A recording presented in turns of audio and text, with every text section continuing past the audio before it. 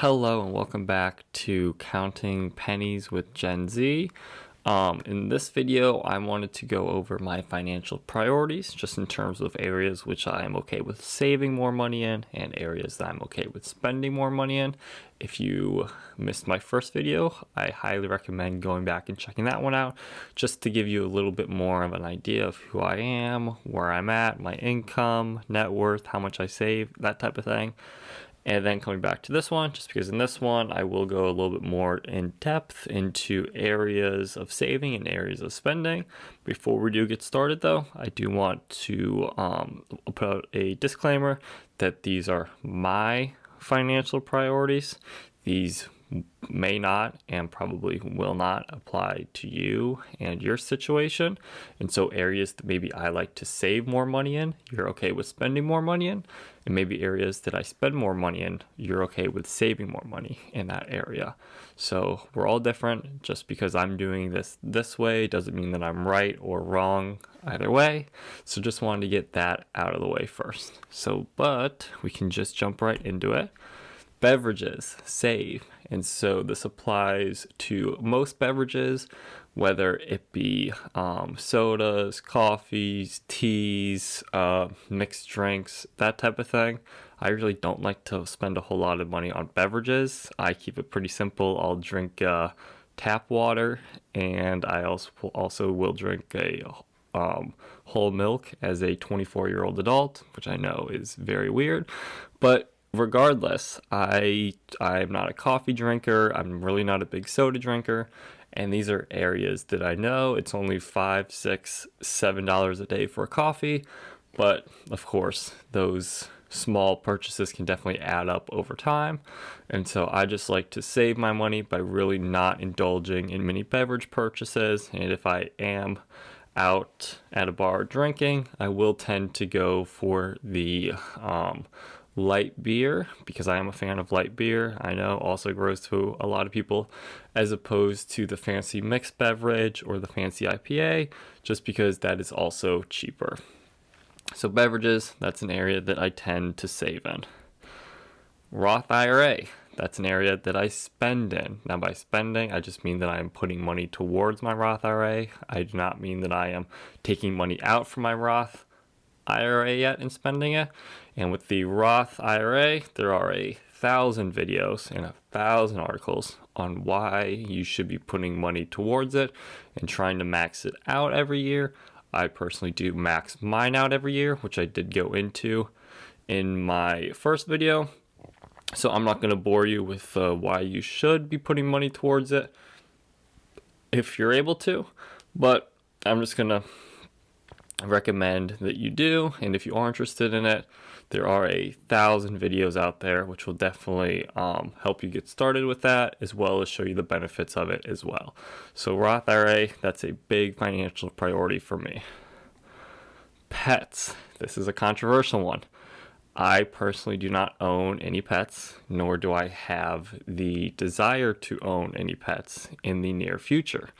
Do I eventually want to own a dog? Yes, I do.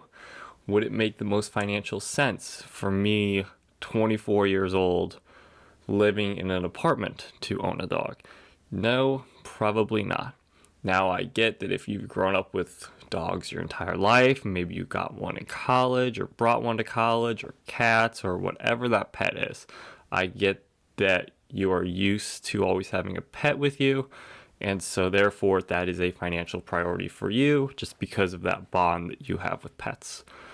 I grew up with some dogs. I love them. However, I've also lived out of the house without a dog for several years, and I've been just fine. And so that's why I'm able to save in that area.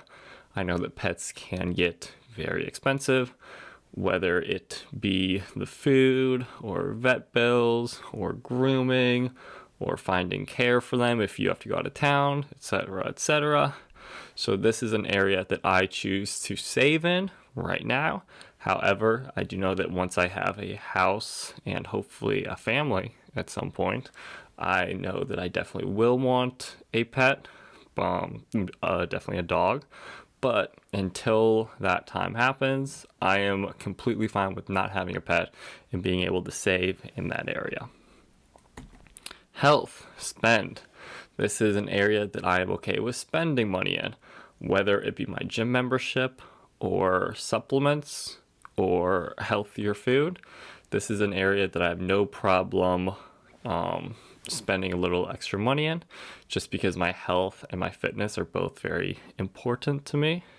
And I know that if I don't have great health, then I probably won't have a great quality of life. And so I like to think of it a little bit like investing, like you would invest money for your future. I am investing in my health so that then in the future, my future me will hopefully thank me for putting the time and energy that I am putting towards my health. Now, does this mean that I go out and buy a $150 a month lifetime a gym membership? No, it does not. I think my gym membership costs me about $45 a month, and then I'll also just buy some supplements as well. So although I do spend it in this area, I do keep it reasonable and don't spend more than I can afford. But my health and everybody else's, I highly do recommend putting some money towards this area every month, just because it is so beneficial for you. Food. This is an area that I like to save in. And this applies to both groceries and going out to eat. So when I buy groceries, I like to shop at Aldi. If you have an Aldi near you and you've never checked them out, highly recommend checking them out. It's where I grew up going to for our weekly grocery shopping, and it is now where I grocery shop. I can get food for 2 weeks for under $125, and so, which is great. That's definitely not easy to do these days. And then also food in terms of going out. I know that in my last video, I try not to spend a lot on going out to eat, just because like beverages and that type of thing, that can really add up pretty quickly. And so I also try not to go out to eat very often. And when I do go out to eat, I'm not ordering appetizers, I'm not ordering dessert, that type of thing.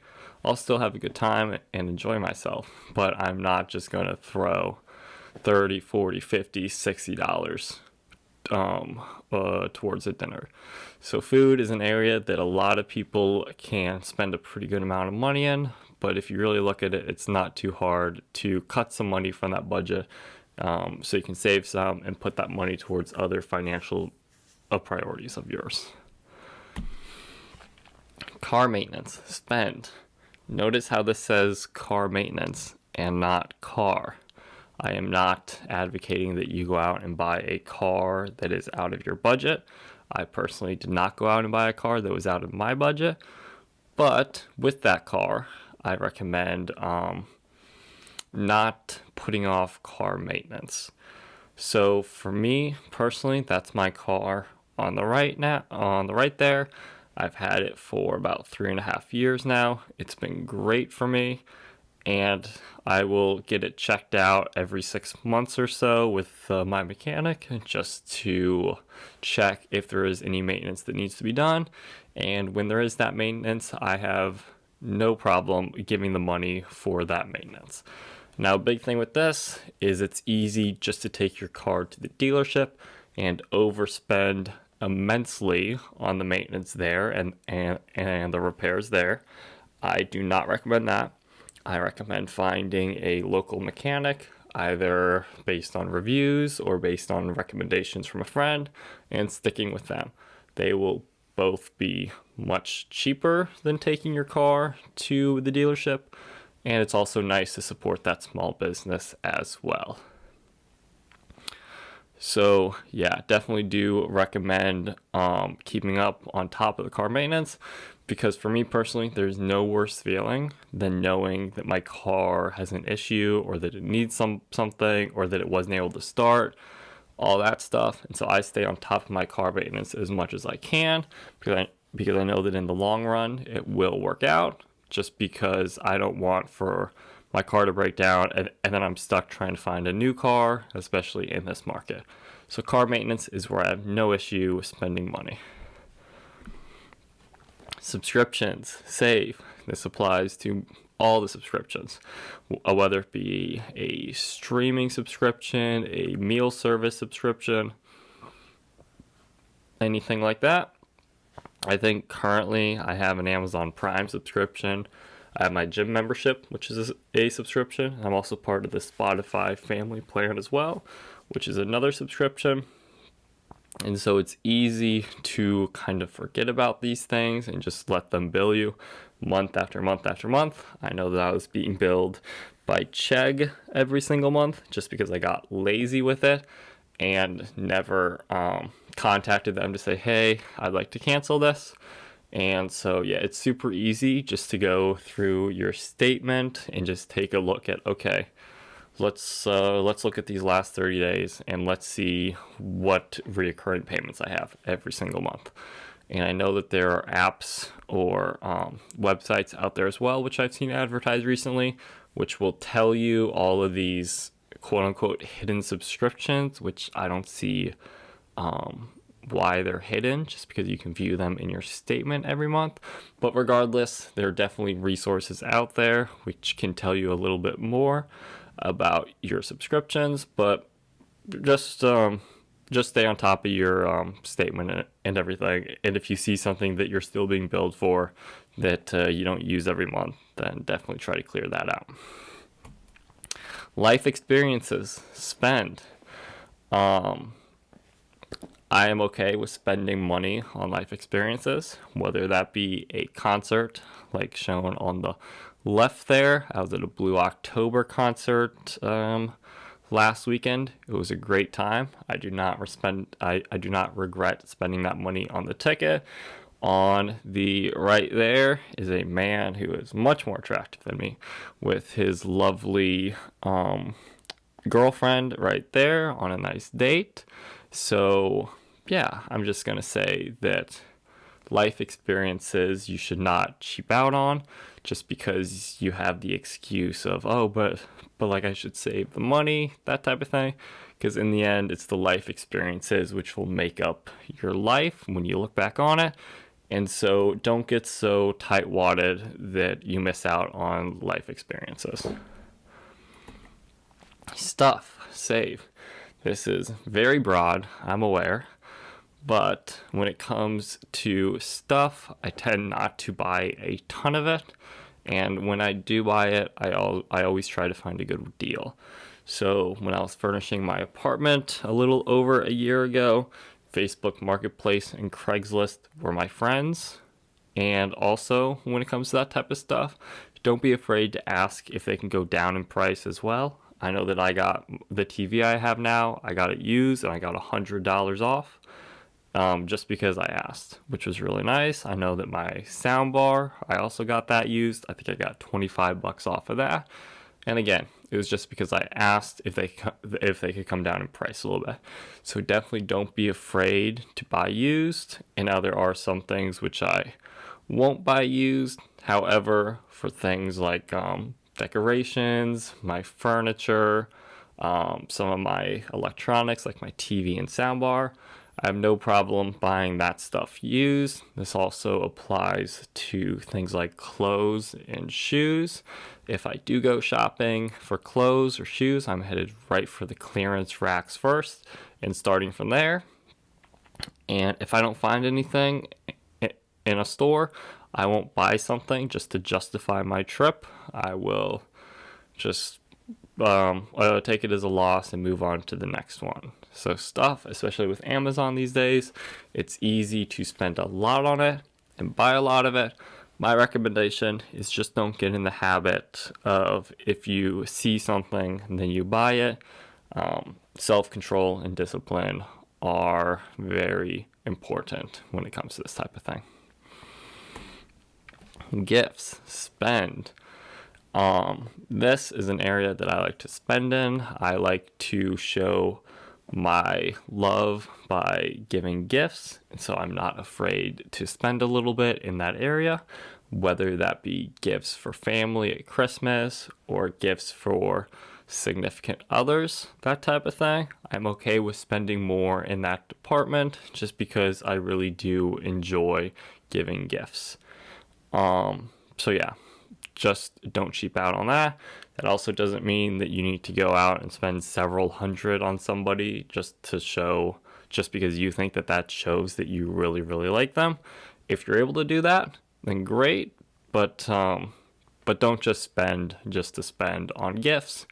But at the same time, don't be a tightwad and not spend on gifts just because it's not in your budget or that type of thing. Especially if you enjoy giving gifts, then I definitely wouldn't be afraid to spend in that area.